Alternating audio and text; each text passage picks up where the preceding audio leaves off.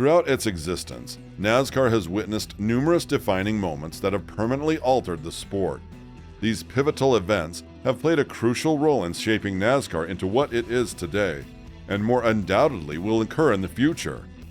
NASCAR has continuously evolved since introducing the point system in 1991 and the construction of the Daytona International Speedway in 1959. As fans, we have also witnessed groundbreaking moments such as the introduction of the Sprint Cup Chase and Toyota Motor Corporation's arrival in the NASCAR family, a family like NASCAR NEXUS. So leave your like and subscribe for more videos like this. Although we can only imagine the impact these changes had on a sport at the time, it's crucial to remember these milestones as they continue to shape NASCAR's future. Number 10. Toyota joins NASCAR's top series. In August 2004, Toyota achieved its first NASCAR win, thanks to driver Travis Kvapil in the NASCAR Craftsman Truck Series at Michigan. This victory set a high standard for Toyota drivers to follow in the future. A year after winning the NASCAR Championship for the first time with Todd Bodine at the wheel of the number 30 Toyota Tundra, Toyota announced that it would field Camrys in the 2007 Busch and Nextel Cup Series.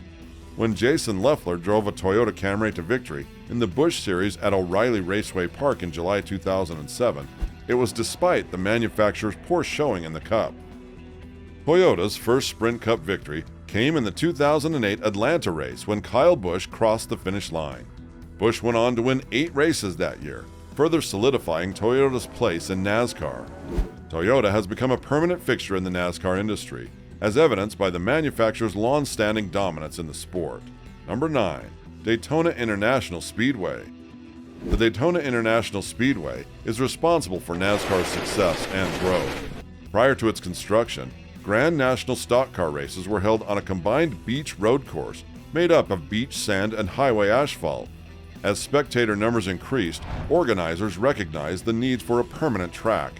The Speedway's bank design allowed for higher speeds and better visibility for fans. In 1959, despite being challenged by Johnny Beauchamp, Lee Petty won the first Daytona 500 in a controversial photo finish. This speedway remains a vital part of NASCAR's legacy and has helped to pave the way for the sport's continued success. Number 8. Petty wins 200. Richard Petty's unparalleled achievement of 200 career victories in NASCAR remains unbroken. He accomplished this feat on July 4, 1984, at the Firecracker 400 in Daytona. Although he was past his prime, Petty was still a formidable competitor. The race was a significant moment in NASCAR's history, as it marked the first time a sitting president, Ronald Reagan, attended a NASCAR event. The race was thrilling, with Petty and Cale Yarborough engaged in a close battle for the lead. With just 3 laps to go, a crash brought out the caution, setting up a tense finish. Petty ultimately crossed the finish line first, with Yarborough and Harry Gant hot on his heels. Petty's record-breaking accomplishment remains a defining moment in NASCAR's history. Number 7. Wendell Scott takes down Jacksonville. Despite being predominantly white, NASCAR has had a few drivers of color who broke down racial barriers. Wendell Scott, the first black driver to win a NASCAR race, paved the way for drivers like Darrell Wallace Jr., Billy Lester, and Willie T. Ribbs. Scott faced numerous challenges during his rookie year in 1961, including limited funding and racial tensions. However, he persevered and achieved a historic win in 1964 at the Jacksonville Raceway Park event. Scott overtook Buck Baker for the lead and won by 2 laps. Although officials initially awarded the win to Baker, nevertheless, Scott was recognized as the first black man to win a NASCAR Grand National event. Immortalized thanks to the International Motorsports Hall of Fame in 1999, Scott passed away in 1990 at the age of 69. Number 6. The beginning of the new era in NASCAR. In 1971, the Winston brand of R.J. Reynolds Tobacco Company became involved in NASCAR, leading to a significant overhaul of the sport's sanctioning body. The Grand National Series was renamed the Winston Cup Series, and the number of races was reduced from 48 to 31 per year, with dirt tracks no longer included. The point system was also adjusted, so that all the races were worth the same amount of points to all competitors. This era witnessed some of NASCAR's most memorable moments, including Dale Earnhardt's 7 championships and 76 points races, Richard Petty's 200th event victory in 1984, and the 1992 Hooters 500 at Atlanta.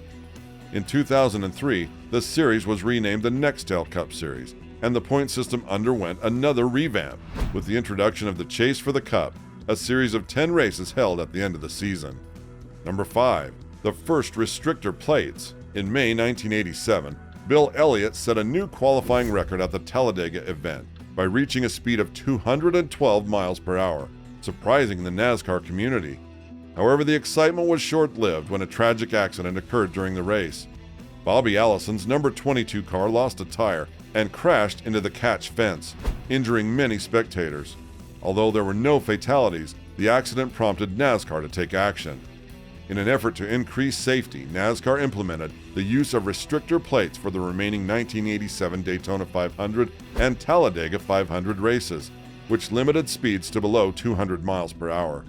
This decision was made to prevent any future incidents like the one at Talladega. The first race to feature restrictor plates was the 1988 Daytona 500, which Bobby Allison won, showing that slower speeds did not necessarily mean less exciting races. Number 4. NASCAR Requirements Roof Ventilation System. The 1993 NASCAR season had its share of issues, with Rusty Wallace being one of the drivers to experience the downsides of the sport after flipping his car twice at both the Daytona 500 and the first Talladega race of the season. To address the problem of cars moving around too much, NASCAR introduced the roof flap. These flaps are tucked away during the race, but deploy when a car moves backward, disrupting the airflow over the vehicle and decreasing lift. It's difficult to determine how many more flips could have occurred without the flaps, but it's clear that they have significantly impacted the safety of NASCAR races. The introduction of roof flaps has been a crucial part of NASCAR's ongoing efforts to improve driver safety over the years. Number 3. The Final Four and the Cup. In 2003, the NASCAR season was somewhat uneventful, with Matt Kenseth winning the championship early in the season. To add more excitement, NASCAR introduced the Chase format in 2004. Under the Chase, the top 10 drivers had their points reset after the first 26 races, with the leader starting with 5,050 points and the last place finisher with 5,005 points. The system was in place from 2004 to 2006, with 12 teams added in 2007. In 2010, all drivers' points were reset to 5,000, with additional points awarded to winners. The 11th and 12th place finishers in the standings, based on their total number of wins, would secure the final 2 spots for the following season. The inaugural Chase in 2004 saw Kurt Busch crowned champion, beating Jimmy Johnson by just 8 points. The Chase format has made NASCAR races more thrilling and led to closer finishes, delighting fans with its exciting moments. Number 2. The Daytona 500 of 2001. The 2001 Daytona 500 represented a new beginning for NASCAR, as it ushered in a new television contract and the return of a major brand to the sport. It was also the second race to feature NASCAR's new aerodynamic package. The race itself was an exciting affair, with 14 drivers leading a total of 49 times. Against the odds, Michael Waltrip claimed his first Cup victory after 463 previous starts. However, the 2001 Daytona 500 will always be remembered for the tragic death of Dale Earnhardt.